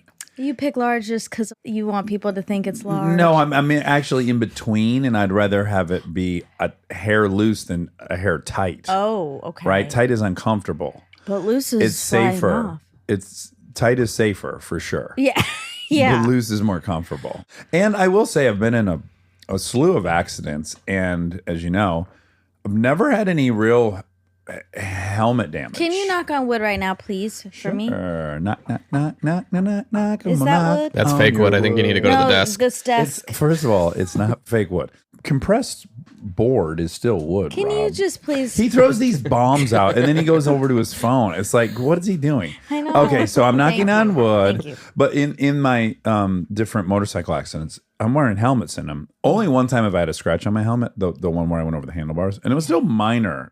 I've certainly seen dudes come back from accidents and their helmets are like crushed. Oh, Anyways, God. I've opted for a little tiny bit more comfort. That's not the point. The point is it looks like I got a big old head on my shoulders, and I Yeah. don't. I have a very medium size, like my build, medium build. Yeah, it's all proportional. Mm-hmm. Okay, speaking of helmets. Okay. Wow. Ding, ding, ding. Helmets? Yes, incredible weekend. Yes. Well, particularly Sunday for the race was incredible. Yes. People who follow me on Instagram, they have to know ASAP how there was a Red Bull race car in the driveway, which is a great question. How is it there? How is it? Yeah. I think some people thought perhaps I purchased one, which I think even if you get a deal on it, you're looking at a $10 million car. Oh my God. Anyways, our friend Jeremy at Red Bull, who you know. I love him. Yes, he is the best brand ambassador a company could have. So Jeremy, who has always been our host when we've gone to races and gone to the Red Bull suite, we text each other often. He's also really good friends with Ricardo. Oh, he is. Yes, and in fact, I was Of course he is. introduced to Jeremy through Ricardo because when Ricardo was at Red Bull, I think he and Jeremy were buddies. Because who wouldn't be friends with Danny? Or Jeremy, but they're match True. made in heaven. True. So at any rate, I text with him, semi-regularly. And he hit me up like, I don't know, 3-4 weeks ago. And he said, hey, by the way, we have 2 rolling chassis that we put on display at different places. And they're not really going to be used until Austin. If you'd ever want one at your Formula One Sunday screening party. Yeah. And of course, I was like, oh my, yes, every rate. Like anytime that could be at my house. And I'm pretty impressed with myself. I didn't tell anyone it was going to be. You told me. Yeah. But that makes me feel so special. I loved it. I didn't tell anyone. Yeah. Are you mad at yourself? Or me? No, no. I'm not mad at anyone. I feel like that in itself needs a further explanation, which is A, I trust you weren't going to tell anyone. Yeah. B, I assessed I wouldn't be denying you the awe and shock of seeing it in the driveway. Because you're not a crazy gearhead. Oh. You know what I'm saying? Oh, this is funny. You took that in such a different direction than I took it. Oh, well, how did you take it? Because I took it as I want to tell someone. Yes. So I got to be that person. And obviously Kristen knew and Carly. Yeah. Those people. I knew too. Shut up, Rob. Go back to your fucking you did phone. not know that. No, Carly told me. Oh. I didn't tell anyone. You are getting really close to a physical altercation with me this morning. Because look, let's put it this way. I want to back up. Okay. If I thought you were going to pull into the driveway and go, oh my God, what the fuck? I wouldn't have denied you that. So I'm just saying there was a calculus in why I would have even, you know me, I don't tell people what I got them for Christmas. I don't believe in opening presents early. You wait for the surprise. In fact, the anticipation of the surprise is almost better than the surprise. It's so fun. So I didn't think I would be denying you that really. Okay, but I didn't tell Charlie. I didn't tell Ryan. I didn't tell Matt. Yeah. I didn't tell Sean or Nina. I told one more person. I don't want it to make you feel less special. Who? Eric, because I didn't think he would give a shit. Oh, that's fine. Yeah, I was like, he's not going to even care. He won't even notice it. Like, if I don't tell him it's coming, he'll walk in and pass the car and not have noticed That's that. true. And then people will be taking pictures, and he'll first notice that people are taking pictures, but not of what yet. Yeah. Okay. So I didn't tell anyone, which is so hard to do. Also, I wanted You didn't tell anyone except for 4 or 5 people.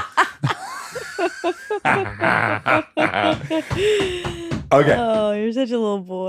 Yeah. I didn't tell any people, and but the added here was now another layer of this in depth. This is like one of your stories where you go to the mall. Okay. The other element I had to keep on the table was I needed people to come. Like, this wasn't a Sunday to skip. People come, they don't come, right? Yeah. So I was in this really tricky situation where I was like, I had to let people know, like, you have to come to this Sunday without telling them there's a Red Bull race car in the driveway. Oh, how did you do that? I was just like, we're going to blow it out for Italy, food, I see. spaghetti. Yeah, it was really, that was for me. That was your Red Bull race car. Yes. And I don't think I told you I was cooking spaghetti. You didn't. I arrived and there was a pot of my favorite food. Well, I like to think you walked in and were popped in the nose, boom, with the smell. Well, there was a lot going on Lot of because smells. there's amazing smells and you guys did blow it out. And Yeah. Kristen made this incredible tablescape with an olive oil bar. It could have been a display, like when you walk through, not Park Avenue, in New Buca York. de Beppo. No, not the Pope Room. When you're walking and you see the window displays of really nice places, it could have been a window display It was somewhere. beautiful. She did a great job. And so I was stunned. Aroused. Yeah. Then I moved over and then there was spaghetti, my favorite food. One of my deathbed foods. All of that willpower or self. Yeah. My brain's not on fire today. I think because I did eat about 6 pounds of carbohydrates yesterday and gluten in particular. No, self-restraint, willpower. Self-restraint. Yeah.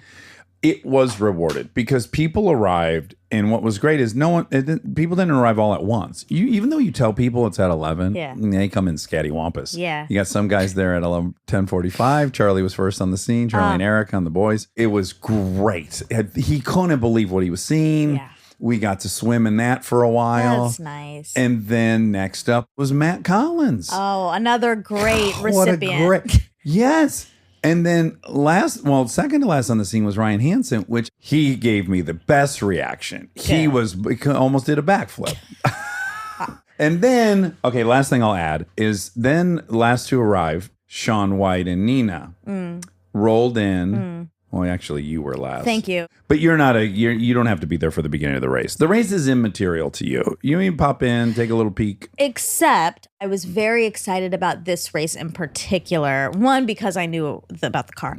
I didn't know about the olive oil bar or the spaghetti. That was a huge excitement. But I was very excited because Danny was starting fourth. Yes.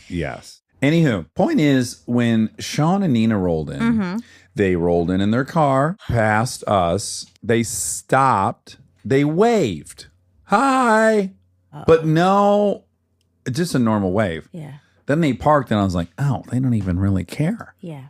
And why not? We already know he was on the grid getting sucked off by Hamilton. Yeah. Oh, cool. You got a model of the car.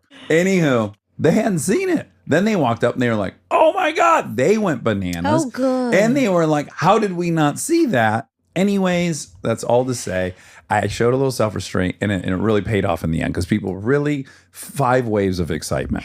Can I ask you a hard question? And I want you to be honest. You know, I think you know what it is. I know. Oh. My guard is totally down. Oh, God. Yeah. Who are you the most excited? And be honest. Yeah, I will be. About seeing that car in the driveway. Charlie. Okay, that's Yeah, what yeah. I was hoping your answer would be, Yeah, but yeah. I wasn't going to judge you either way. Yeah. But that's what I was hoping your Yeah, answer yeah. would be. Charlie for sure.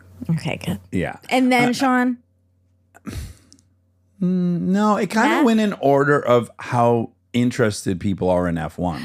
So yeah, Right. Matt was probably next Great. because we care so much. Yeah, and you guys, you've been watching all season. Yeah, we don't miss a practice. We're texting during all the practices. Yeah. People are reading stuff throughout the week. Did you hear this is happening? Like, it's our religion. Yeah. So definitely those two. That's nice.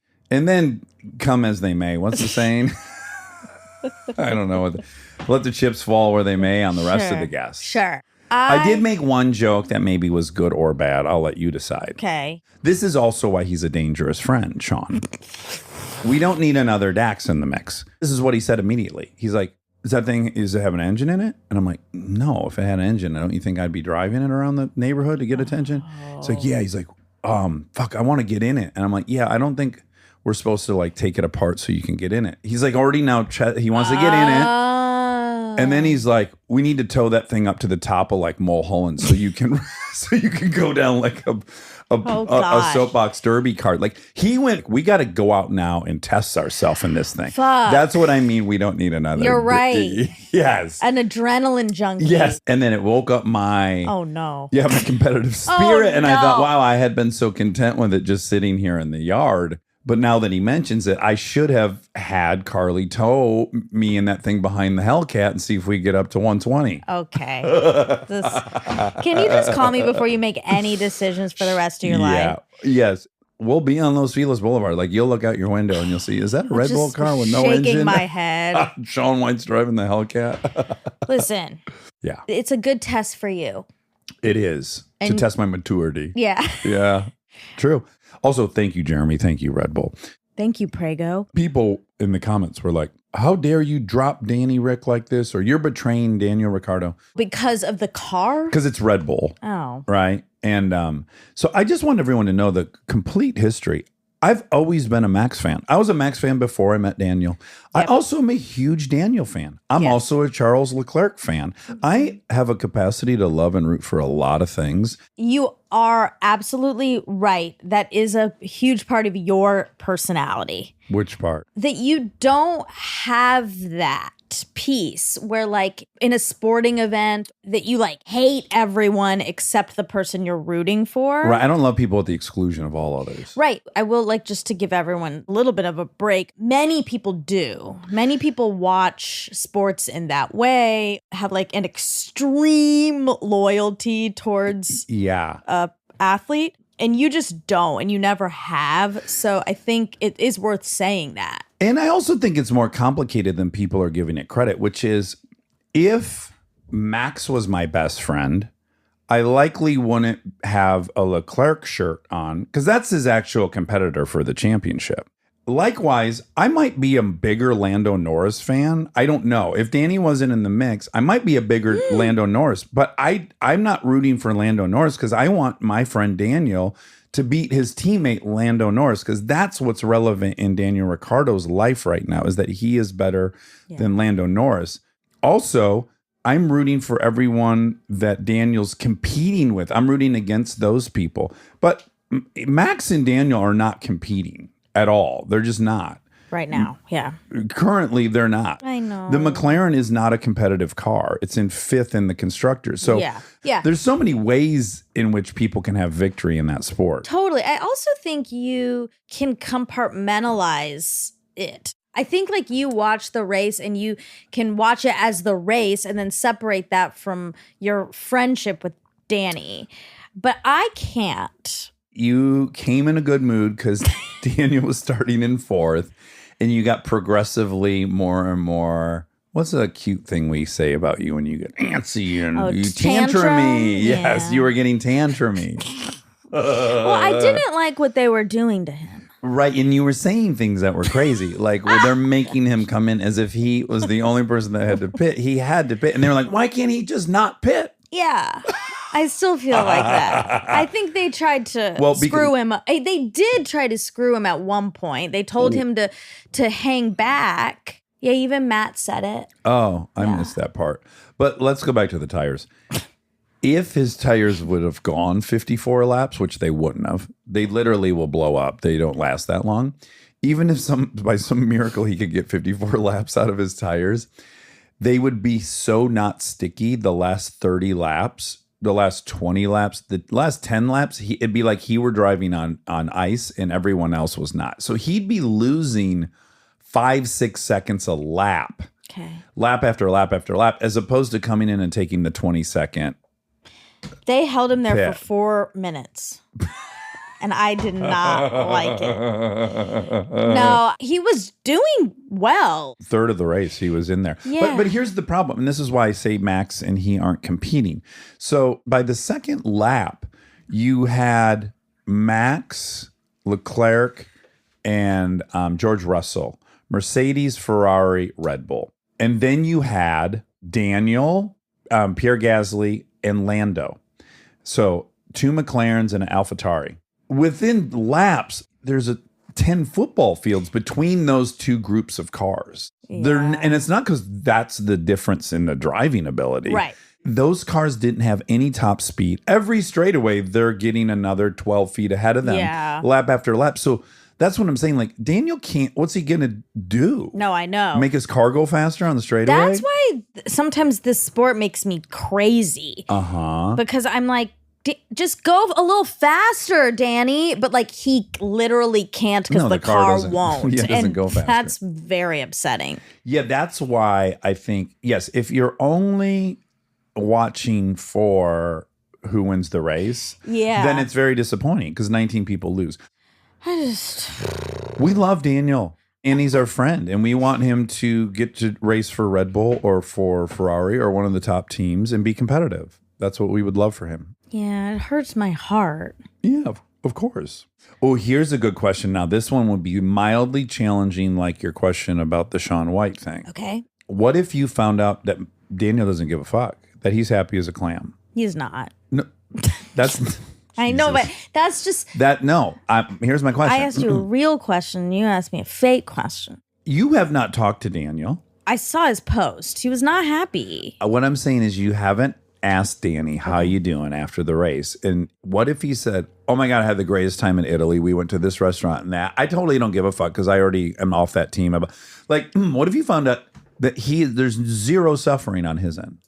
I'm not suggesting that's the case, but if you found that out, would you be fine with it or would you still be upset? I would be fine with it. You really would? Yes. Okay, good. Because like your suspicion that I would value Shaun's opinion more, I'm a little suspicious because of your relationship with winning and losing and what it means. Yeah. That you couldn't, even if it didn't bother him, it would bother you greatly. What's happening when I'm watching this is, oh my God, he's going to be so sad. Like, as a winner, as a fellow winner. Yeah. I do know what that feeling is like. Miserable. You don't, though. Why? Because you left the sport on top. No, but like we had competitions and stuff where like we fucked up and it was awful. Okay. And I just know that you can't be at that level of a sport and not care. Like it's not a possibility. But if he said, yeah, I was bummed out for like a minute and then I moved on and we had fun and did this, that, and the other. And it's going to be what it's going to be. And I drive as hard as I can, and that's what I do. I'm open to the fantasy that could happen or is happening. Yeah. There was the added heartbreak of last year he won that race. Yeah. And he hadn't won a race in a long time, and he was already being criticized last year. Yeah. And so now he's starting the race in fourth, and you're like, you have this glimmer of hope. Like, maybe he can do it again this year. I and did think shut all that. these motherfuckers up. Yes. I just want him to be happy. Isn't it great, though? It's just all stories in our head. Like, because he won at the race last year. It is story, but like the stakes are high. It's like he's leaving that team, and I hate will he get a ride I fucking next year? hate all those people, and I want him to, give them a big fuck you.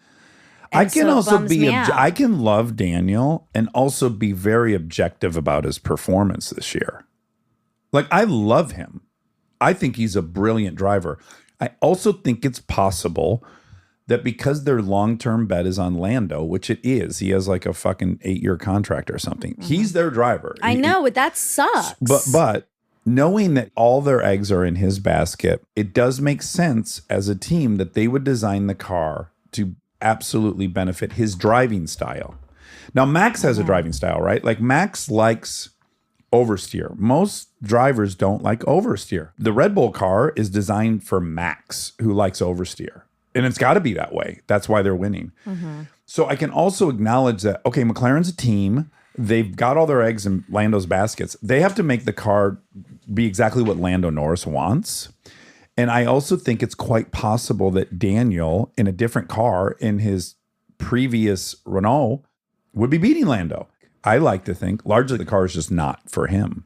I'm not bummed they fired him. I don't want him to stay at McLaren and be miserable and be a half second behind Lando every time. Yeah. I'd way rather see him go to a team where he's the star and they set up the car for him. Yeah. And then he starts blowing motherfuckers away. So, you know, for me, it's all very complicated, and Yeah. I'm weirdly optimistic. It wouldn't make me happy to see him stay at McLaren another year and that's just true. suffer. Yeah, that's true. I think partly maybe why people get riled up, like if they say like, "Bah, you've abandoned Danny" or Yeah, yeah, something. yeah. We're all projecting our own feelings onto that. Would you be loyal to me if I was in that position? What would you be Right. saying? Would you be also rooting for this other person? You know, Oh, sure. I think that's what people are doing. And I can relate. Like, not that it's healthy, but I can relate to being like, oh my God, where's your loyalty? Because if you can do that to him, like, could you do that to me? Right, I guess. But my loyalty to you as your friend is honesty. Yeah. I don't believe in going along with people's lies because you love them or ignoring reality because you love somebody. If that's somebody's expectation of me as a friend, that I can only like them or only root for them, that's not a friendship I want. I have friends who are either they're hosts of shows and I watch a different show. They're my good friend. But there was a period where I would stay up and watch John Oliver. Now, Jimmy Kimmel is one of my very, very good friends. I don't watch his show. I don't stay up and watch that show. Yeah. And I'm talking about how great John Oliver is in public. I should be talking about how great Jimmy Kimmel is. He's my friend. And my commitment to Jimmy Kimmel as a friend is that when he's in trouble and he calls me, I'm always there for him. Yeah. You know what I'm saying? That's what I'm bringing to. It's not that I'm your cheerleader. Yeah. I think people are different. Yeah, they want different things out of relationships, which is totally fine. Well, not necessarily. I just think people provide different things. So maybe that is not what you provide. Right. But maybe someone else does, and you can have all those things. I am your cheerleader. Take it away from me. I'm just saying, in general, if you're not getting everything from one person, that's okay. That's normal. Here's what I think is weird. I need you to root for me, and I need to be your number one pick of a sport that you love because we're friends. But that feels a little grody to me. Like, I have lots of friends who love Smartless and don't listen to this show. I'm not like, my expectation is if we're close is that you shouldn't listen to Smartless. You should listen to our show. I know that this is a parallel. Like, it's a really good analogy, but it's not registering for me as much because I think content feels different to me than like a sport. Well, there can only be one winner, you could argue. There can only be one winner. They're literally doing the exact same thing. But I guess that's what I'm trying to explain to everyone who follows me on Instagram who thinks it's that. It's so much more complex than just Max is the winner. Totally. It's just complicated because I can be like so ride or die Danny because I don't care that much about F1. Right, exactly. So it's easy for me to walk in and be like, I only care about what's happening with Danny. If he's not winning, I don't want anything to do with the leaving. sport. Yes. Anyway, really fun weekend. Really fun weekend. You did not go in the sauna. I didn't. How was the sauna? Sauna was sweaty. Yeah. We packed 6 in there yesterday. Oof. Yeah, it was tight. Oof. Tight. A little claustrophobic. Yeah, you can get 4 very comfortable in there. 5, you're at the limit. 6, was past capacity, but we made it work. Whew. Eric licked Amy. Oh, That's yeah. his thing. Yeah, that's his thing. Yeah. What did he say she tasted like? Her feet. No, he's another thing I'm learning in addition to the foot fetish is he likes to taste what people's sweat tastes like. He tried Kristen's a while ago and then Molly's, and then he tried yesterday Amy's. I don't know if Erica let him or he might have tried. He had a little taste of mine. And he said Amy and mine was similar, which was kind of shocking. I said to him, what does hers taste like? Athletic greens, like minerals, vitamins. And he said, no, it's kind of fried chicken-y like yours. Gamey. Oh. No, I wouldn't say gamey. He didn't use the word gamey. And Amy Hansen does not smell at all. That's not what I wanted to conclude from this. But at any rate, he thought that her sweat tasted a bit like mine did, which is curious. Interesting. Yeah. Yours tastes like fried chicken? Yeah, it's what but he's not the master of adjectives. You got to really wonder like what he meant by fried chicken. I know. I think that's very visceral. Like I know what that tastes like. That's salty It's and gross meaty. though, right? No, I love fried chicken. Well, I love fried chicken too, but when you imagine licking someone's sweat and it tastes like fried chicken, that seems like Hold on, I gotta call him. Okay. This is Eric Richards. Oh, let me call Molly.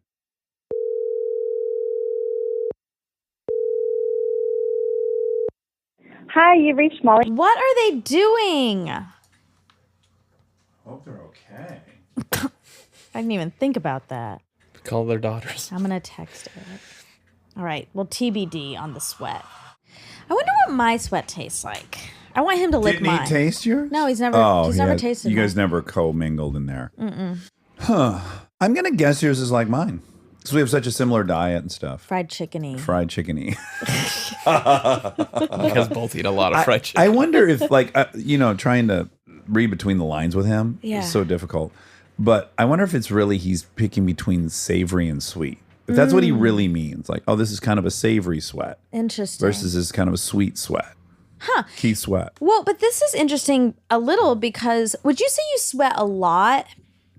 In there, a tremendous amount. No, but no, I'm as sorry. a person, I'm not a big sweater. Okay. Although this sauna regimen has permanently changed me, I'm afraid. Because now when I work out, I sweat, and I never in the past Oh, did. wow. It's almost like once that shit gets active and you get used to doing that, I don't know. Interesting. I'd love to have someone smarter than me explain that to me. But yes, now I'm seeming, although I'm not sweating right now. It's not like I have a damp forehead. Right. But some people like sweat real fast and easy. Yeah. Amy is one of them. She Oh, sweats she a lot. is? Yeah. Oh, wonderful. So I wonder sometimes if that has anything to do with it. If your taste has something to do with how often you sweat. What would you say your sweat? 0. Right. Okay. I barely sweat. Like Kristen. Dangerously. Yeah. She also doesn't sweat a lot. Yours has an explanation. You have no water in you. I know. There's nothing. Yeah. nothing to Blood would sweat have at. to come out.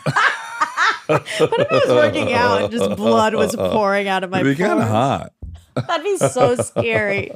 Like a demon. No, she's not been injured. She's sweating. Okay, speaking of cool girls, Yeah. the row. Oh, we're okay. We're back. After the long break, we're back. It's relevant because this is Will MacAskill. How is that relevant?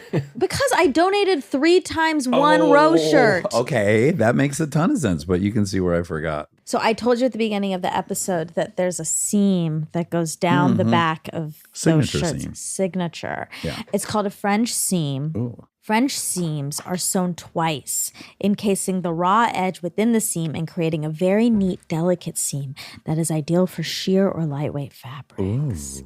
Anyway, it's a beautiful seam. It's in keeping with the row. Oh my God, there's a jacket I want so bad. From the row? Yeah. Mary Kate and Ashley, if you want to send me the link. I owe you a birthday present. No, absolutely not. I'm buying it. No. You don't even know what it is. I'm going to call whatever number I have from her that's 16 years old. I'm going to say, Monica needs some jacket. And she's going to go, which one? You're going to say, First I of don't all, know. she's going to go, wow, this is out of the blue. And Who's I'm going to go, Monica? wow, I'm impressed your number still works. All these things are going to happen. We're finally going to get down to the, what have you been up to? Oh, fuck, it's too much time. I need this jacket. She's going to say, I have multiple jackets. And I'm going to say, I guess I'll take them. Oh my God. If I had every jacket, be in heaven. Anyway, so, okay. Are supermodels across the globe tall or is it regional? Because I said that I wanted to be a supermodel. Yes. And we suggested Maybe go to another country. Yeah. Potentially the pygmy people of the no, this is a real anthropological term of the oh God, what is it? The Belgian Congo? yeah, read some more words. Congo African pygmies, Congo pygmies, Central African foragers. The name of their population though, like their culture is like the bunch of B words. yes, it is a bunch of B words. Bambenga, Bambuti, Oh and my Batwa. Oh, Yeah, so you need to be a Bambuti or Bambakwa model because those are the famous pygmy people of Africa. but you know what's sort of unfortunate is supermodels are like, they're just global. But you could be a model Sure, a in the print Congo. model. Yeah, I guess. that's great. But a supermodel, Mhm. the ones that walk the runway, they Yeah. have to be tall. Actually, it's a requirement. The standard height requirement for a female fashion model is 5 feet and 9 inches to 6 feet. Like they won't even, the agencies won't take you I if don't even you're, see you. it won't. Because it's for the clothes. So I'm never going to be one, even though you I guys feel like tried the- to force me to believe I could. The reality is I can't. Okay. Well, let me ask you this. Oh, God, back to this topic I can't get off of. One comforting thing about having that Red Bull car in the driveway Yeah.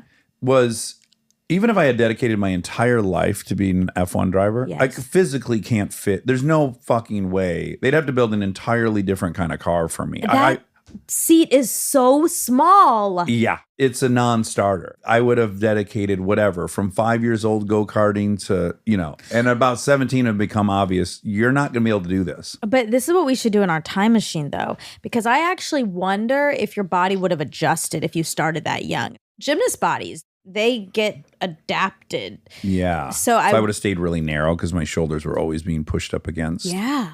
Yeah. Also, I'm a bit claustrophobic. I would be, whoo, Yeah, but you also probably would have not been if you had been in that car every day. been 5'6", slight build. Yeah. Wow. And your head would have been so small. But maybe if I always put these long clothes on you, you would have become 5'10". Maybe.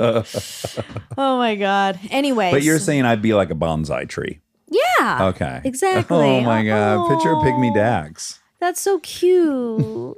Do you know what pygmy means? Yeah, small. But not Smaller just small, version. proportionally small. Yes. How big would you be a pygmy? Like a foot? No. A pygmy Dax would be like 5 feet tall. Oh. Oh, you thought these people were like a couple feet tall? That's like mythical. That would be that would be like Peter Pan. 5 feet tall is just like not that. That's my height. I wish you could be 2.5 feet. But the exact same proportions Yes. everywhere. That'd be fun. That'd be so fun. Well, that was me when I was, I guess, 4. I would carry you like I carry Delta. Carry me up to the attic. Yeah. But I have the same oversized mouth. Like I'm as loud in this version of me and Yeah, as it's know-it-all. you. Okay. It's you. That might even make me endearing. Like, oh, look at this little fucking insect over here trying to. No, don't call him that. Well, I That's can call my friend. me whatever I want. That's my friend. I can't call other people things, but I can call me anything. You can't. Not you can't anymore? talk badly about yourself to me. Okay. I don't allow that. That'd be like getting incarcerated for taking a nude photo of yourself and staring at it. And you had your own child pornography. Like if you were 10 and you did it, and then they put you in jail. For looking at yourself? Yes. That would be the same as me making fun of my pygmy self Right. and getting canceled for making fun of just me. Yeah. But I just don't want you to make fun of yourself at all. Oh, okay. On average, people in the US give 2% of their income. That's what he said. That's correct. Also, more than half, 56% of Americans have donated to charity in 2021. And the year before, 55%. It says it's still down from pre-pandemic levels in 2019 when about 2/3 made charitable contributions. I'm impressed by that. Me I wouldn't too. have guessed that high. Pretty good. The only thing I will say that's a little bit confusing about that statistic, and maybe it shouldn't be, is that I do believe they count contributions to a church as that. Oh. You know what I'm saying? So you've got like X amount of the country that is active Christians going to church and putting money in the basket and or tithing they're 10% counting of that? their yes, that's a tax deductible. That's why churches are whatever C corps, whatever they are, where it's a charity and it's a write-off. The big movement against Scientology is that they have church tax exempt status and people want that taken away. I see. Erica was telling us yesterday when she used to be Mormon, and she's since left the church, but she used to be Mormon and she grew up Mormon. And so she had to give 10% of her allowance. Mm-hmm. And her dad gave 10% of his income. And he was a wealthy man. Yeah. Good for them. Good for the church, I guess. That's what I'm saying. Yeah. Anyway, That's I was what you like, want. You want rich parishioners. When I start my cult, oh, and I will ask people to tithe. oh, okay. Okay. If I don't ask them to tithe, the cult won't feel legitimate. Okay. You know what I'm saying? You're like, I don't know, it feels legit, but I'm not. not having to pay. He's not asking me for any of my money. That's weird. What's his agenda? You'd almost trust someone more that's after your money. Okay. Okay. I will have tithing, and because I'll have tithing, then naturally I'll try to land some big fish, whoppers, whales. But where's the money casino. going? Up my nose, probably. If I have a cult, if I have a cult, I'll hate myself, and I'll be sleeping with all the parishioners, Oh my and God. I'll just be in a vortex of self. Probably a We need nosedive. buildings and statues and stuff built. That's true. We need a lot of statues. Gotta fund that. By the way, you know how much I dislike my own image. I can't think of anything worse than statues of myself everywhere. I like just be reminded that that's what I look like every time I walk by. I'd have to really be gratuitous. Like all the statues of the leader Dax Shepard will look like Brad Pitt. It'll be very confusing. Wow. People think they're worshiping Brad Pitt, and then I show That might up. get you some extra peeps. Oh, because they want to just stare They at think it's statues of Brad Brad Pitt. Pitt. Should we just start a Brad Pitt cult? And he's in absentia, the leader, and I'm like the mouthpiece of him. Sure. Okay. You're the Sheila. Yeah, I'd be Mana Could be Sheila. Yeah, That's right. Of course, because I they're have not one last competing. follow-up conversation Oh, yeah, about Ricardo. Okay. I almost think it makes me more trustworthy as a friend if he wasn't my favorite driver, because if he leaves, Yeah. does he think, oh, the thing Dax liked about me, I was his favorite driver, isn't in the mixing room? Well, that's never what I liked about him. Maybe. I don't want this to end with you thinking that I've said you're not a good friend. I don't think that. Okay. I think you think I'm a good friend. You are. You've had a lot of friends, and I think I've made your top tier. You're my best friend. Yes. So I would never say otherwise. But all I'm saying is that people project their own insecurities, as You're do my I. favorite podcaster. Ooh, that's tough. I really like Malcolm.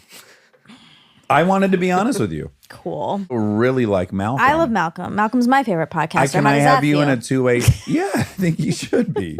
I think he should be your favorite Listen. podcaster. But I want to put you in a two-way tie. I don't want to be your favorite podcaster. I want to be Well, your tough best shit. friend. You are in a two-way tie with Malcolm.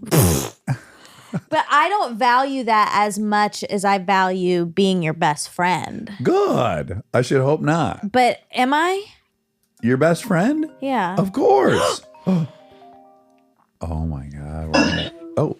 There's shit Hi, breaking Mom. in the background. Hi. We're recording. Wait, hi, Eric. Hi. Eric's working out. Hi, buddy. We just have a question for the fact check. Thank you for talking to us while you're working out. We need to know about the taste of everyone's sweat. Oh, right.